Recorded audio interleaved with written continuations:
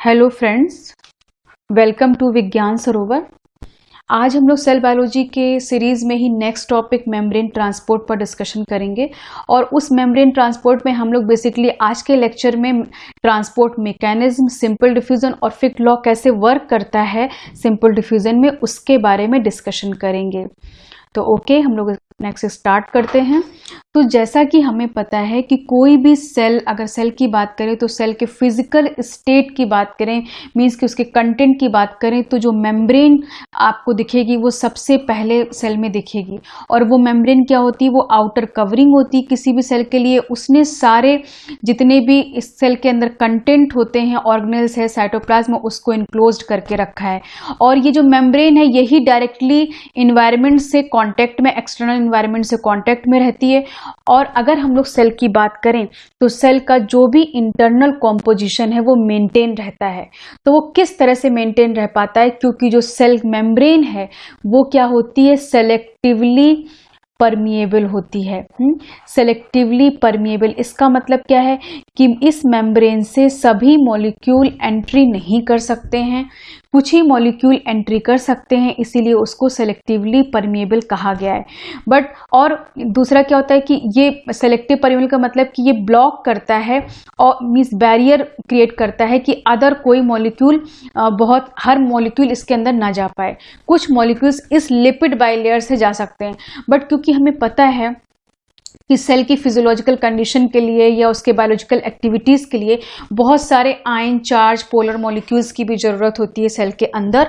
तो उनको सेल के एक्सटीरियर और इंटीरियर कैसे मेंटेन किया जाता है? उनको किया जाता है इस लिपिड बाइलेयर में जो प्रोटीन्स आ जाते हैं, जो वो प्रोटीन्स क्या बनाते हैं? चैनल्स, ट्रांसपोर्टर, कैरियर्स, उनके थ्रू उन मॉलिक्यूल्स को अंदर सेल के पहुँचाया जाता है या बाहर भी लाया जा सकता है। तो इस तरीके से क्या होता है कि ये काम करता है सेल का मेम्ब्रेन। तो सेल मेम्ब्रेन बहुत ही इंपॉर्टेंट फैक्टर है किसी भी सेल के लिए। और ये क्या होता है? सेलेक्टिव परमिएबल होता है। अब हम लोग यहाँ पे देख लेते हैं, कुछ पॉइंट लिखा हुआ है। The relative permeability of different molecule. जो प्लाज्मा मेम्ब्रेन होती है उसकी रिलेटिव परमिबिलिटी होती है डिफरेंट मॉलिक्यूल के लिए, मीन्स कि हर मॉलिक्यूल उसके अंदर एंट्री नहीं कर सकता है।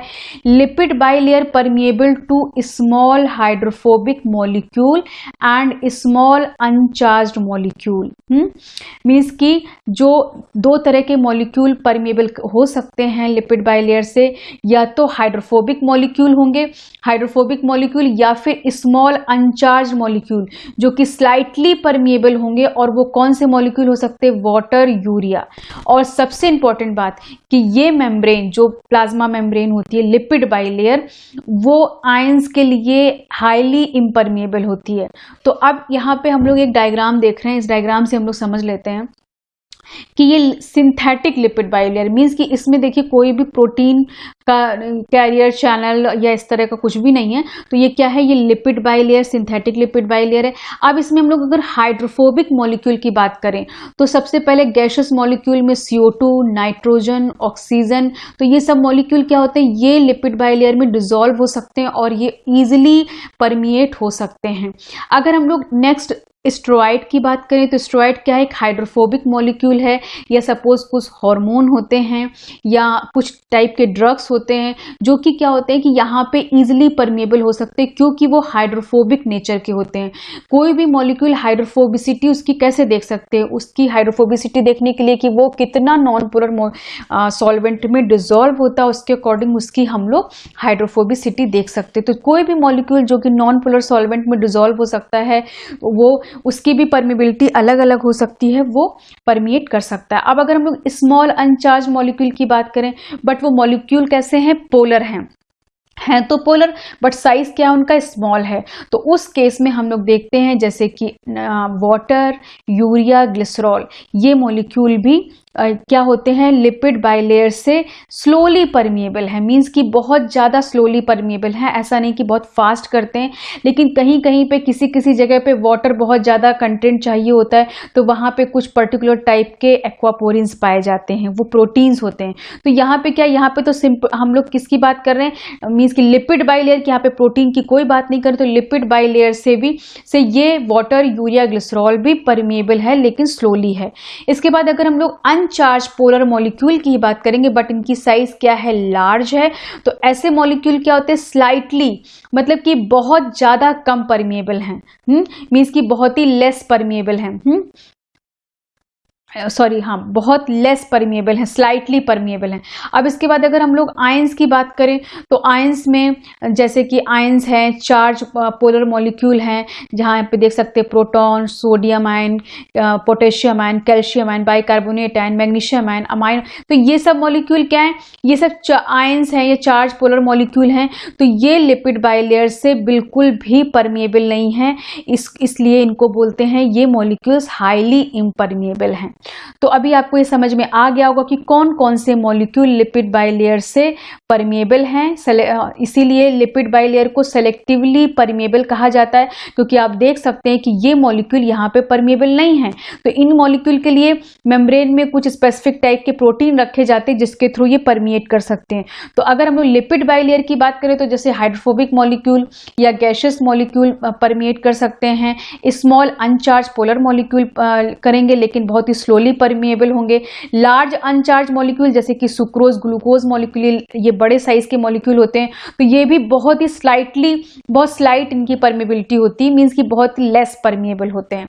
अब इसके बाद अगर हम लोग आयन की बात करें तो यहाँ पे आप देख सकते हैं कि ये क्या है, हाईली इम्परमिएबल है। अब इसके बाद नेक्स्ट हम लोग आगे बढ़ते हैं और यहाँ पे देखिए टू टाइप का ट्रांसपोर्ट मैकेनिज्म दिख रहा है, एक एक्टिव ट्रांसपोर्ट और एक पैसिव ट्रांसपोर्ट। पैसिव ट्रांसपोर्ट का मतलब होता है अलोंग कॉन्सेंट्रेशन ग्रेडियंट, और अगर हम लोग एक्टिव ट्रांसपोर्ट की बात करें तो अगेंस्ट कॉन्सेंट्रेशन ग्रेडियंट। तो अभी आपको क्या समझ में आया कि अगर पैसिव ट्रांसपोर्ट है तो उसका मतलब क्या है कि हाई कॉन्सेंट्रेशन से लो कॉन्सेंट्रेशन की तरफ मूवमेंट होगा मॉलिक्यूल्स का।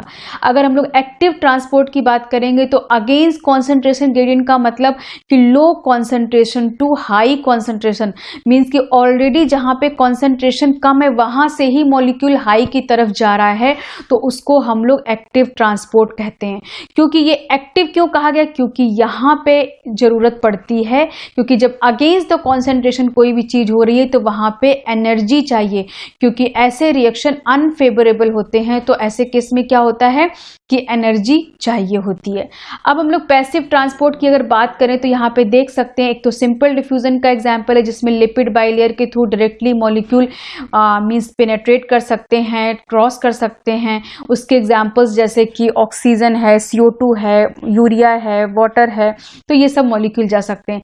अगर हम लोग पैसिव ट्रांसपोर्ट की दूसरी कैटेगरी की बात करें तो क्योंकि ये भी क्या है, अलोंग द कॉन्सेंट्रेशन ग्रेडियंट है, बट इस तरह में भी क्या होता है, मीन्स कि यहाँ भी हाई कॉन्सेंट्रेशन से लो कॉन्सेंट्रेशन में ही जाएगा, बट मॉलिक्यूल ऐसे हैं, चार्ज हैं, तो उन मॉलिक्यूल्स के लिए क्या चाहिए, कुछ या पोलर हैं तो उनको क्या चाहिए, कुछ चैनल्स चाहिए, जो कि प्रोटीन्स चैनल्स मेडिएटेड ट्रांसपोर्ट होता है, और दूसरा ट्रांसपोर्टर या कैरियर मेडिएटेड ट्रांसपोर्ट होता है।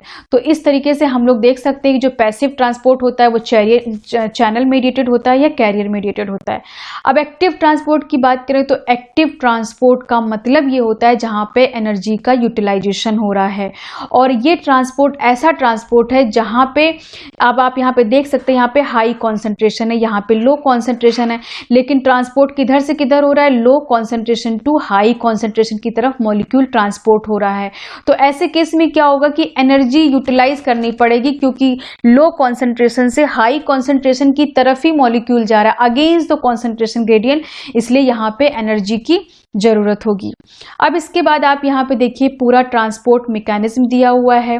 सबसे पहले non mediated transport. Non mediated transport का मतलब ऐसा ट्रांसपोर्ट जहाँ पे किसी भी प्रोटीन का इन्वॉल्वमेंट ना हो, लिपिड बाइलेयर से कोई भी मॉलिक्यूल डायरेक्टली ट्रांसपोर्ट हो जाए, उस ट्रांसपोर्ट को हम लोग बोलते हैं नॉन मेडिएटेड ट्रांसपोर्ट। उसके उसका एक एग्जाम्पल है सिंपल डिफ्यूजन। सिंपल डिफ्यूजन में क्या होता है, it involve no trans membrane protein and diffusion occur directly through lipid by layer.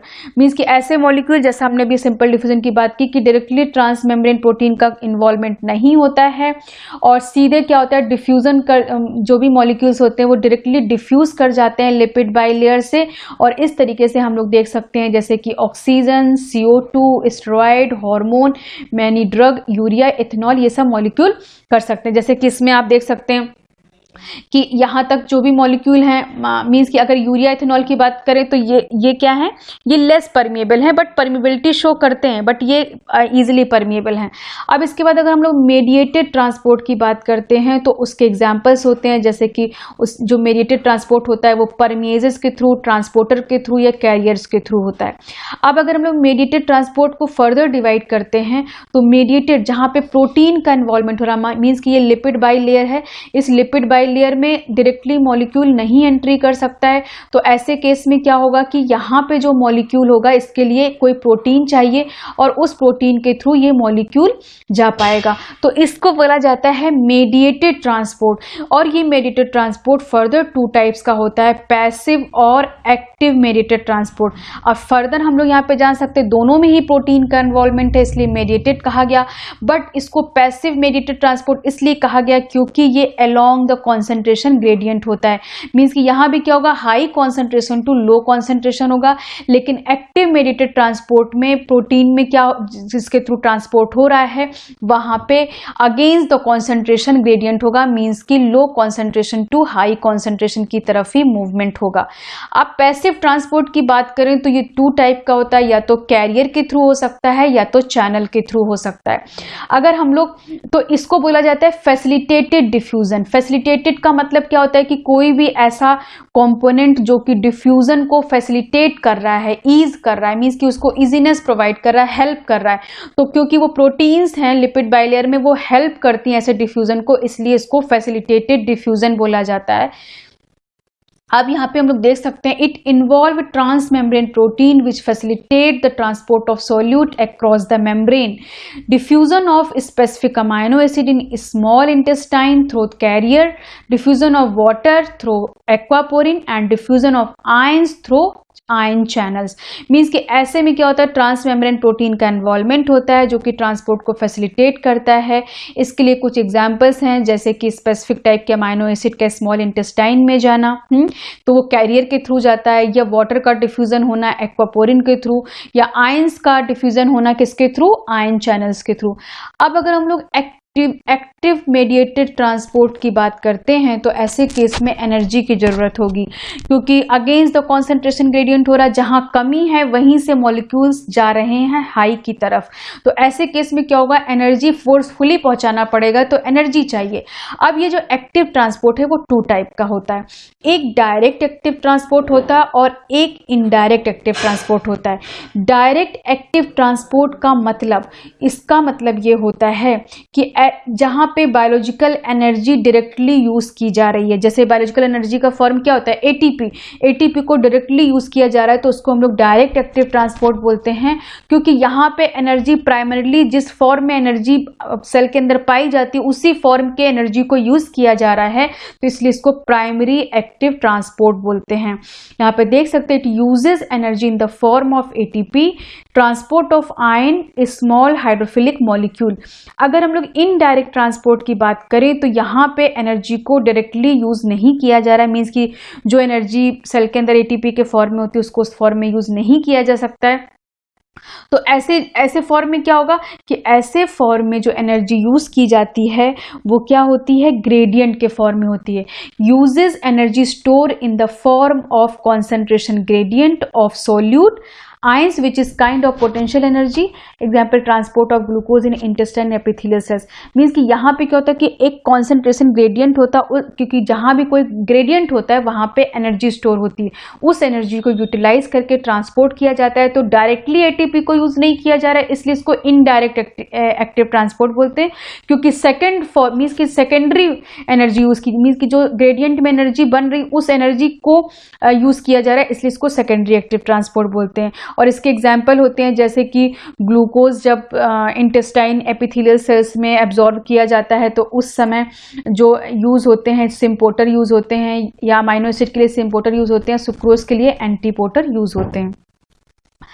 तो अभी आपको ये समझ में आ गया होगा transport mechanism, non mediated, mediated. Mediated में सिंपल डिफ्यूजन होता है और फिर मेडिएटेड में होता है passive mediated transport, active mediated transport. Passive mediated transport carrier और चैनल के थ्रू होता है, इसको हम लोग ओवरऑल फैसिलिटेटेड डिफ्यूजन बोलते हैं। एक्टिव मेडिएटेड ट्रांसपोर्ट में डायरेक्ट और इनडायरेक्ट होता है। डायरेक्ट में डायरेक्टली एटीपी यूज होती है, इनडायरेक्ट में कॉन्सेंट्रेशन ग्रेडियंट के फॉर्म में जो एनर्जी स्टोर होती है उसको यूज किया जाता है।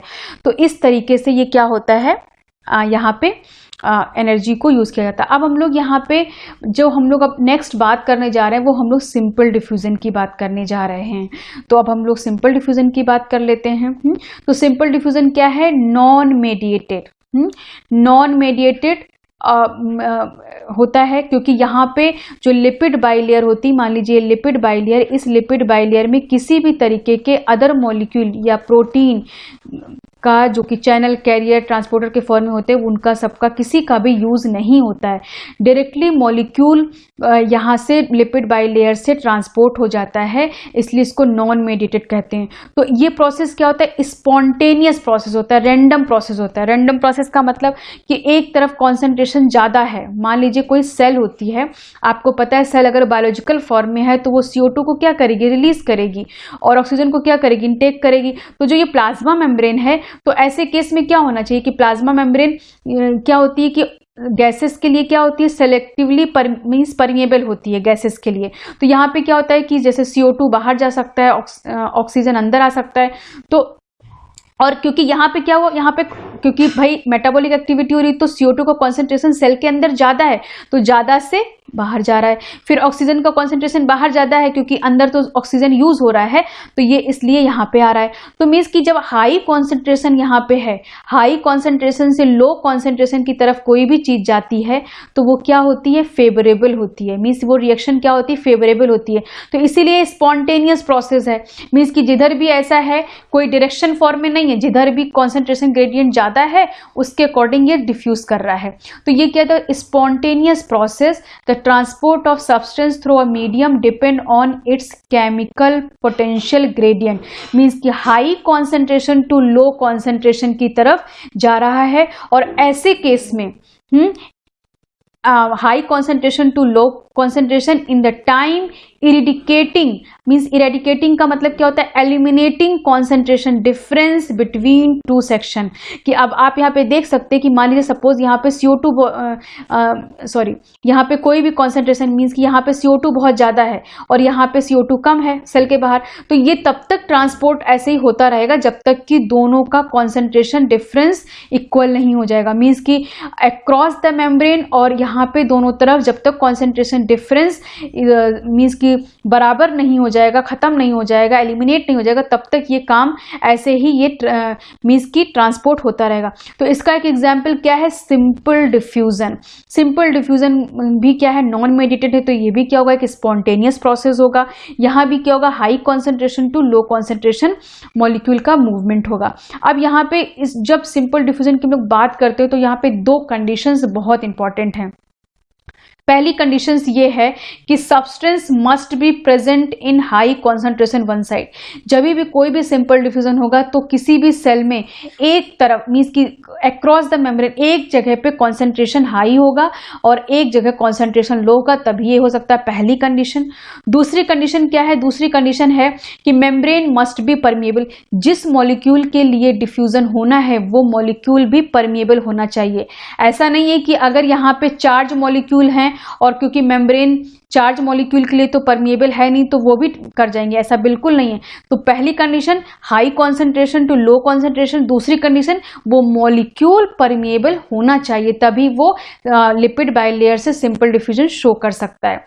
फिर नेक्स्ट क्या है, the rate of penetration of compound through membrane is its size. बहुत ही इंपॉर्टेंट फैक्टर है कि अगर साइज भी एक इंपॉर्टेंट फैक्टर, जैसा हमने अभी बताया आपको कि मान लीजिए कि पोलर स्मॉल मॉलिक्यूल हैं, हाँ, जैसे कि यूरिया है, वाटर है, तो वो स्लाइटली आ सकता है। लेकिन अगर मीन्स कि लार्ज मॉलिक्यूल है जैसे सुक्रोज ग्लूकोज, तो वो बहुत ही लेस मीन्स मूवमेंट करेगा।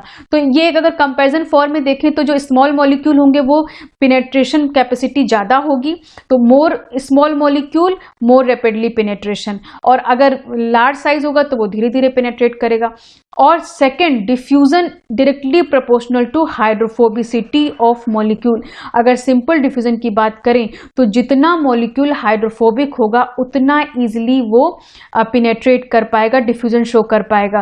क्यों? क्योंकि ये यहाँ पे क्या है, हाइड्रोफोबिसिटी है, और हाइड्रोफोबिसिटी को हम लोग अभी हम आगे आपसे डिस्कस करेंगे, पार्टीशन कोफिशिएंट से हम लोग उसको पहचान सकते हैं कि मॉलिक्यूल कितना हाइड्रोफोबिक या हाइड्रोफिलिक है। बट अगर हम सिंपल फॉर्म में समझना चाहें तो हाइड्रोफोबिसिटी का मतलब कोई भी ऐसा मॉलिक्यूल जो कि नॉन पोलर सॉल्वेंट में डिसॉल्व हो सके। तो नॉन पोलर सॉल्वेंट क्या है? जैसे कि oil, means for example oil की अगर हम लोग बात करें तो नॉन पोलर सॉल्वेंट के फॉर्म में डिसॉल्व हो जाए तो वो हाइड्रोफोबिसिटी ऑफ मॉलिक्यूल होता है। अब अगर हम लोग थर्मोडायनेमिक्स ऑफ डिफ्यूजन की बात करें, क्योंकि ये जानना बहुत ही इंपॉर्टेंट है, क्योंकि सेल के जो भी फंक्शन हैं, मॉलिक्यूल्स किस तरह से अंदर जा रहे हैं बाहर, मींस अंदर से आ रहे हैं बाहर जा रहे हैं, ये सारी चीज़ें थर्मोडायनेमिकली कंडीशंस में मींस सुटेबल होनी चाहिए, तभी ऐसा हो सकता है। और जब नहीं है तो उनको एनर्जी प्रोवाइड करके वो किया जाता है। तो अगर हम लोग सिंपल डिफ्यूजन की बात करें तो थर्मोडायनेमिकली क्या होता है कि simple diffusion means, thermo means क्या होता है, हीट, और डायनेमिक्स मींस क्या होता है, मूवमेंट। हीट की वजह से मींस की मूवमेंट, इसको हम लोग इस तरह से एक सिंप्लीफाइड वे में कह सकते हैं। अब अगर हम लोग सिंपल डिफ्यूजन की बात करें तो simple diffusion depend random thermal motion of solute and is an exergonic process. अब इसका मतलब क्या, एक्सरगोनिक प्रोसेस, एक्सरगोनिक का प्रोसेस का मतलब कि it don't need any energy, means कि इस तरह के प्रोसेस में एनर्जी चाहिए नहीं, ये एनर्जी रिलीज करते हैं। तो अब अगर हम लोग अगर मान लीजिए किसी सेल की बात करें और सिंपल डिफ्यूजन की बात करें तो यहाँ पे हाई कॉन्सेंट्रेशन है, मीन्स कि और यहाँ पे लो कॉन्सेंट्रेशन है, मॉलिक्यूल यहाँ से यहाँ मूव कर रहे हैं। तो जब ऐसा प्रोसेस होता है तो ये एक्सरगोनिक होता है, मीन्स कि यहाँ पे एनर्जी एक तरीके से स्टोर हो रही है, यहाँ पे एनर्जी यूटिलाइज नहीं हो रही है। तो ये क्या होता है, सिंपल डिफ्यूजन एक एक्सरगोनिक प्रोसेस है, इसीलिए इस प्रोसेस में एनर्जी की जरूरत नहीं पड़ती है। तो अब अगर हम लोगों ने जैसे बायोएनर्जेटिक्स में आपने पढ़ा होगा, ये free energy gives free energy change पढ़ा होगा, तो यहाँ पे फ्री एनर्जी चेंज के लिए इक्वेशन लिखा हुआ है, बट हम लोग यहाँ पे बहुत डिटेल में नहीं जाएंगे, बट हम बहुत शॉर्ट में आपको बता रहे हैं फ्री एनर्जी के कंटेक्स्ट में किस तरह से मॉलिक्यूल का मूवमेंट होगा। तो ये डेल्टा एच क्या है, एंथैल्पी है, ये हमारा फ्री मीन्स की ये एंट्रोपी चेंज है। अब क्या होता है कि जब किसी भी मॉलिक्यूल का डेल्टा जी नेगेटिव होता है, तो मीन्स कि उसका क्या है, अगर किसी भी रिएक्शन का डेल्टा जी नेगेटिव तो रिएक्शन क्या होती है, स्पॉन्टेनियस, मीन्स कि ऐसे रिएक्शन को एनर्जी नहीं चाहिए होती है। और जब डेल्टा जी नेगेटिव होता है तो उस केस में जो डेल्टा एस होता है वो पॉजिटिव होता है। अब ये हम लोग यहाँ पे ऐसे समझ सकते हैं कि क्योंकि ये नेगेटिव में वैल्यू है, अगर डेल्टा एस की वैल्यू जितनी ज़्यादा पॉजिटिव होगी, मान लीजिए सपोज कि जितनी ज़्यादा पॉजिटिव होगी तो ये वैल्यू, क्योंकि अगर हम लोग इसको इस तरह से देखें तो ये मान लीजिए ये माइनस है, तो माइनस प्लस क्या होता है, माइनस प्लस माइनस होता है, तो ये वैल्यू इतनी ज़्यादा क्या होगी, माइनस में होगी, तो डेल्टा जी क्या हो जाएगा, माइनस हो जाएगा। तो जितनी ज़्यादा माइनस होगी, माइनस में डेल्टा जी होगा, फ्री एनर्जी चेंज होगा, उतनी रिएक्शन स्पॉन्टेनियस जैसा हमने बताया। और ऐसे केस में एंट्रोपी चेंज क्या होता है, एंट्रोपी इंक्रीज करेगी, मीन्स की पॉजिटिव होगी। तो अभी आपको ये बात समझ में आ गई होगी कि जब कोई रिएक्शन स्पॉन्टेनियस होती है तो उसका जो फ्री एनर्जी चेंज होता है वो नेगेटिव होता है, और तो ऐसे केस में जब फ्री एनर्जी चेंज नेगेटिव है तो उसका एंट्रोपी क्या होता है, पॉजिटिव होता है। और जब ये दोनों कंडीशंस मीन्स की एंट्रोपी पॉजिटिव है तो ऐसे केस में रिएक्शन क्या हो जाती है, फेवरेबल होती है और स्पॉन्टेनियस होती है, क्योंकि यहाँ पे हाई कॉन्सेंट्रेशन है, तो यहाँ पे रेंडमनेस है, मीन्स कि यहाँ पे इजीली ये मॉलिक्यूल यहाँ पे आ सकते हैं क्योंकि अलोंग द कॉन्सेंट्रेशन ग्रेडियंट है। तो ये क्या है, यहाँ पे एंट्रोपी पॉजिटिव है और फ्री एनर्जी चेंज क्या हो जाएगा, नेगेटिव, और इस तरीके से ये स्पॉन्टेनियसली रिएक्शन हो जाएगी और किसी भी एनर्जी की जरूरत इसको नहीं पड़ेगी। और ऐसे केस तो जब फ्री एनर्जी नेगेटिव फॉर्म में है, मीन्स की एनर्जी जरूरत नहीं पड़ी, क्योंकि यहाँ पे कॉन्सेंट्रेशन एक है और ये यहाँ आ रहा है तो ये स्टोर कर रहा है एनर्जी को, तो ये एक्सरगोनिक प्रोसेस हो गया। अब हम लोग यहाँ पे सिंपल डिफ्यूजन को क्योंकि सिंपल डिफ्यूजन किसके लिए हो रहा है, नॉन इलेक्ट्रोलाइट मॉलिक्यूल्स के लिए हो रहा है। तो अभी हम लोग नॉन इलेक्ट्रोलाइट मॉलिक्यूल्स की बात करते हैं जो कि अनचार्ज्ड मॉलिक्यूल हैं। तो अब फ्री एनर्जी चेंज अगर मॉलिक्यूल नॉन इलेक्ट्रोलाइट है, अनचार्ज है, तो कैसे डिफ्यूज करेंगे, तो उसको फ्री एनर्जी के फॉर्म में रिप्रेजेंट इस इक्वेशन से करते हैं। इस इक्वेशन का नाम free energy change RT ln concentration of CI and concentration of CO। CI और CO क्या है, कॉन्सेंट्रेशन इनसाइड और divided by concentration outside of the cell. तो इस तरीके से हम लोग यहाँ पे इसको देख सकते हैं। अब ये अगर हमने इस वैल्यू को, इस जो ln वैल्यू है, RT का मतलब आपको पता है कि ये टेम्परेचर होता है और ये क्वेसेंट होता है ना, रिएक्शन क्वेसेंट होता है। तो अभी यहाँ पे इस अगर हम लोग इसकी बात करें और इसको हम लोग इसका बेस 10 बेस में चेंज करेंगे तो क्या हो जाएगा, मीन्स कि ln को, इस ln को अगर हम लोग 10 बेस में कन्वर्ट करेंगे तो डेल्टा जी, आपको ये वैल्यू आपने पढ़ा होगा 2.303 RT log 10 बेस हो जाएगा, log 10 बेस, और CI कॉन्सेंट्रेशन और CO कॉन्सेंट्रेशन। अब ये क्या है कि इनसाइड और आउटसाइड। अब मान लीजिए कि ये CI और CO है।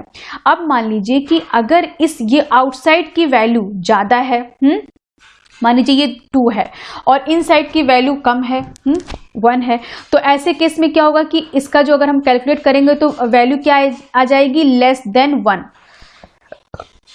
लेस देन 1 आएगी तो हमारी रिएक्शन क्या हो जाएगी, फेवरेबल हो जाएगी, क्योंकि डेल्टा नेगेटिव वैल्यू हो जाएगी। जैसे आप यहाँ पे देख सकते हैं कि if the ratio of CI oblique CO means कि इनसाइड आउटसाइड का जो कॉन्सेंट्रेशन है वो लेस देन 1 हो, then the log ratio is negative. तो रेशियो क्या हो जाएगा, नेगेटिव, और इसकी वजह से क्या होगा कि डेल्टा जी हमारा क्या हो जाएगा, नेगेटिव। और जब डेल्टा जी नेगेटिव होता है तो इसका मतलब क्या कि रिएक्शन हमारी क्या है, फेवरेबल है, स्पॉन्टेनियस है। The net influx of solute is thermodynamically favoured और एक्सर्गोनिक। तो ऐसा प्रोसेस क्या हो जाएगा कि अगर डेल्टा जी नेगेटिव है तो ऐसे केस में जो नेट इनफ्लक्स है सॉल्यूट का सेल के अंदर वो क्या हो जाएगा, क्योंकि आउटसाइड में क्या है, कॉन्सेंट्रेशन ज्यादा है और इनसाइड में कॉन्सेंट्रेशन कम है, तो फेवरेबल है कंडीशन। तो ऐसे केस में जब लेस देन 1 होगा इसका रेशियो तो रिएक्शन क्या हो जाएगी, फेवरेबल एक्सर्गोनिक हो जाएगी।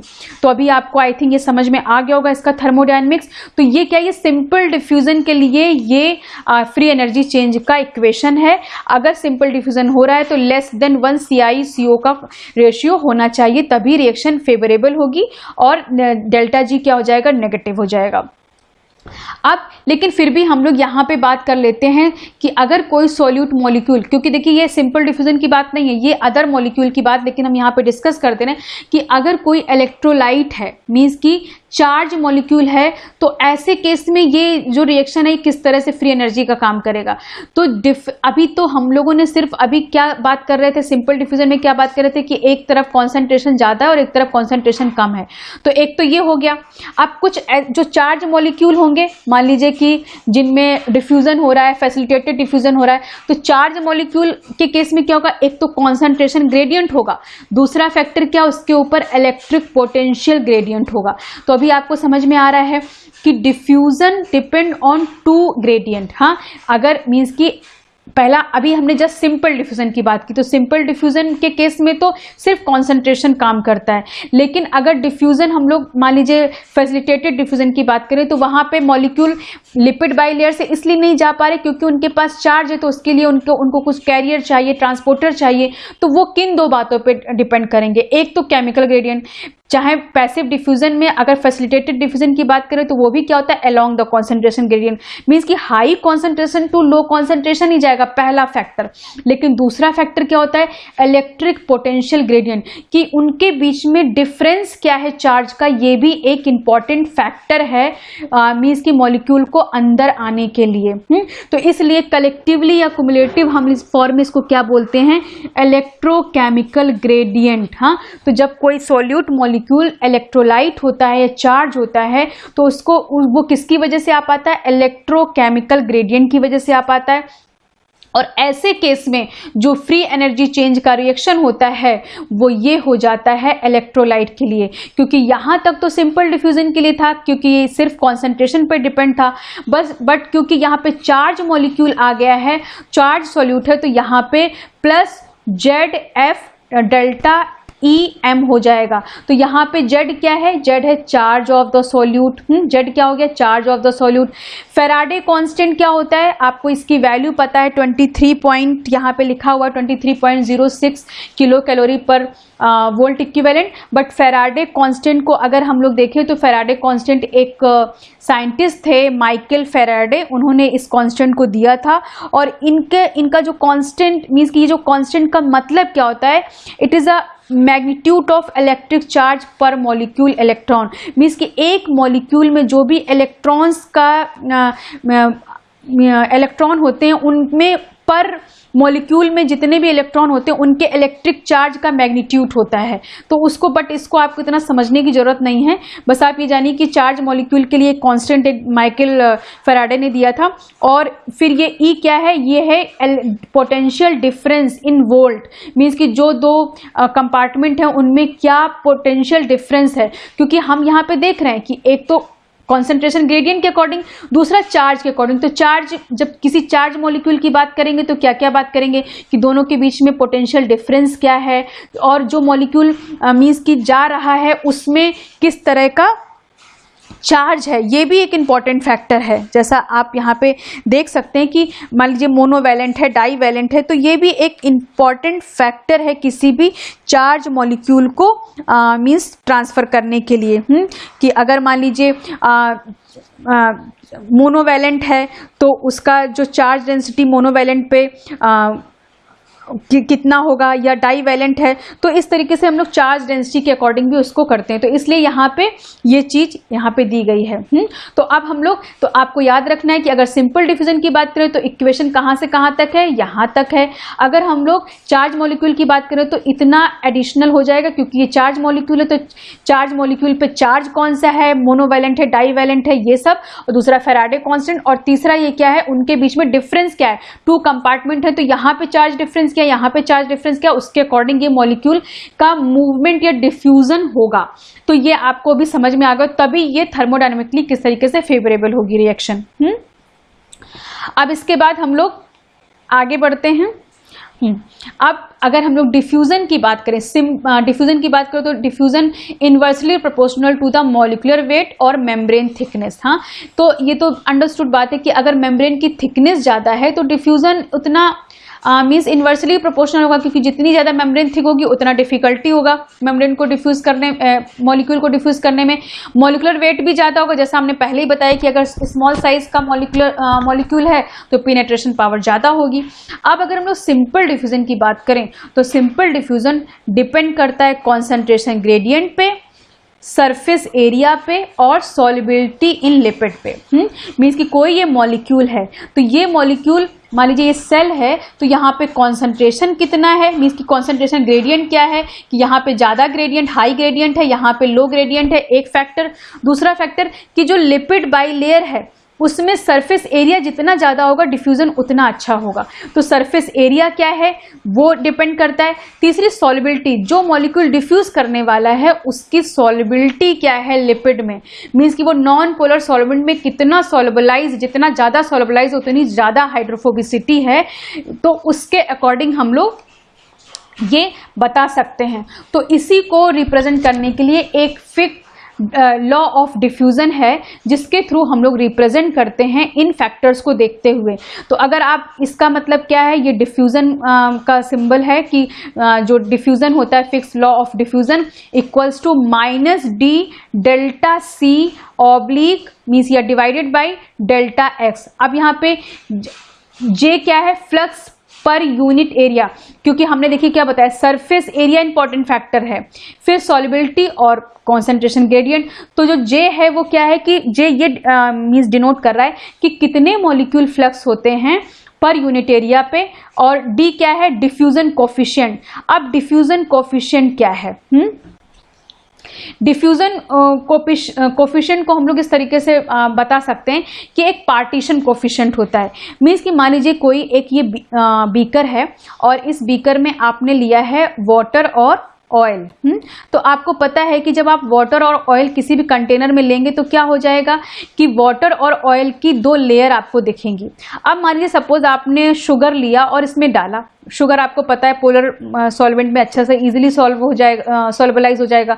तो अब शुगर डाला तो जो शुगर मॉलिक्यूल है इन 2 मॉलिक्यूल्स में, मींस इन 2 फेजेस में, एक वाटर फेज और एक ऑयल फेज है, कि शुगर मॉलिक्यूल कितना दोनों में डिसॉल्व होता है, इसी को बोलते हैं partition coefficient.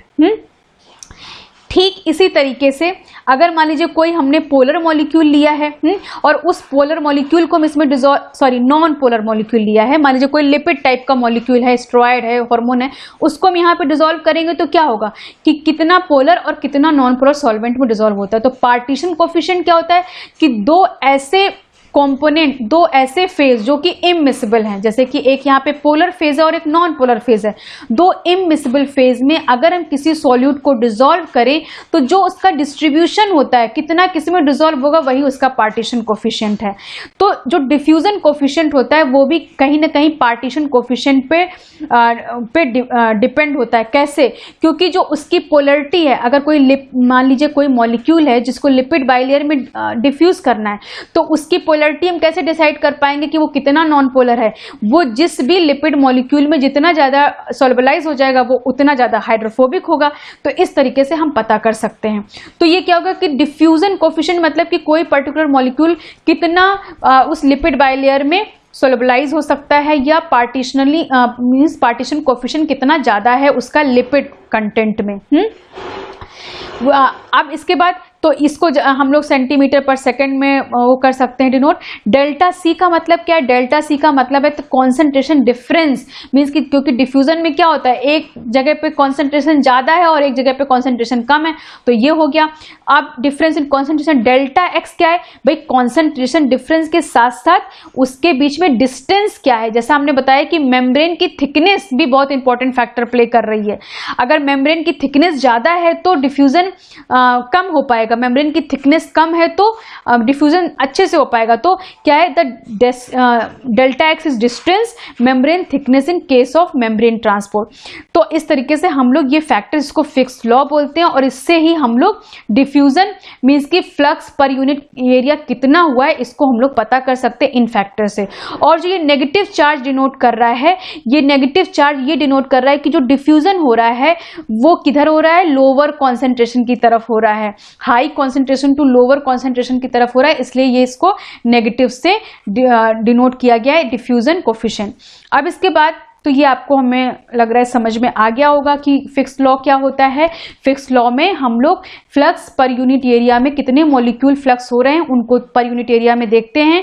D diffusion coefficient है, माइनस चार्ज ये डिनोट करता है कि डिफ्यूजन किस तरफ हो रहा है, high concentration to low concentration हो रहा है। डेल्टा सी क्या है? कॉन्सेंट्रेशन डिफरेंस है, एक तरफ कॉन्सेंट्रेशन ज्यादा होगा एक तरफ कॉन्सेंट्रेशन लो होगा। डेल्टा एक्स क्या है? डिस्टेंस है, जितना ज्यादा मेम्ब्रेन थिकनेस होगी उतना डिफ्यूजन स्लो हो पाएगा। तो ये सारे फैक्टर्स इसलिए क्या है कि ये इनवर्सली प्रोपोर्शनल, बाई लिखा हुआ है, इनवर्सली प्रोपोर्शनल है, तो इस तरीके से आप इसको समझ सकते हैं। अब यहाँ पे एक लाइन लिखा हुआ है, the measurement of polarity non polar. भाई हाँ, जैसा हमने भी बताया कि जो नॉन पोलर मॉलिक्यूल हैं उनकी पोलरिटी को हम कैसे मेजर कर सकते हैं? उनको पार्टीशन कोफिशिएंट के थ्रू मेजर कर सकते हैं। पार्टीशन कोफिशिएंट क्या होता है कि कोई भी मॉलिक्यूल को जब हम दो फेजेस में एक पोलर और नॉन पोलर में डिसॉल्व करते हैं, तो अगर वो मॉलिक्यूल नॉन पोलर में ज्यादा डिसॉल्व हो जाता है तो मीन्स कि उसका क्या है, लिपिड के लिए ज्यादा मीन्स ज्यादा हाइड्रोफोबिक मॉलिक्यूल है, which ratio of its solubility in non polar solvent to that of water in immiscible condition. Means कि जो दो सॉल्वेंट मीन्स कि मिक्स्ड नहीं होते हैं, ऐसे 2 सॉल्वेंट में अगर हम किसी मॉलिक्यूल को डिसॉल्व करते हैं तो उसमें वो मॉलिक्यूल कितना डिसॉल्व हो रहा उस पर डिपेंड करता है। तो ये फिक्स लॉ होता है। तो यहाँ तक सिंपल डिफ्यूजन था जो मैंने कंप्लीट कर दिया है। अभी नेक्स्ट हम लोग और अदर टाइप के ट्रांसपोर्ट मैकेनिज्म देखेंगे। तो okay, thank you very much. अगर आप वीडियो को मीन्स आपको अच्छा लगा हो तो प्लीज़ सब्सक्राइब करें, लाइक करें, कमेंट करें, शेयर करें। Thank you very much.